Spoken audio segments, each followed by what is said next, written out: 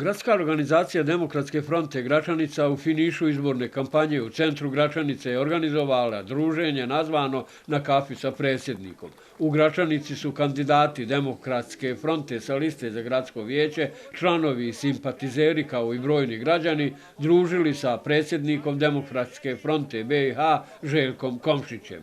Ovdje sam da podržim naše kandidate jer u Gračanici imamo uvijek puno vrijednih i dobrih ljudi. Mi smo tu da damo prije svega podršku ljudima iz DF-a koji su na listi, naravno i organizaciji samoj. Očekujemo da imaju bolji rezultat nego na prošlim izborima.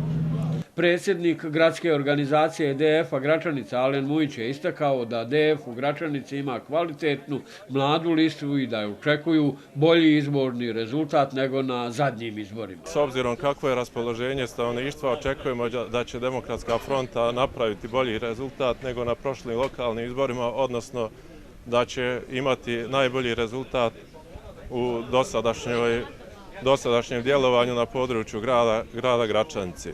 O toku izborne kampanje i raspoloženju građana nosilac liste DF-a za gradsko vijeće Gračanica Demir Milkić kaže: Demokratska fronta Gračanica vodi najčistiju, najpošteniju kampanju što pokazuje ovih 20 dana iza nas. Naš cilj je dijalog sa svima zbog toga što ćemo nastaviti i 6. oktobra živjeti u ovom gradu. Govorimo pošteno o svemu, o našim planovima i ono što smo radili.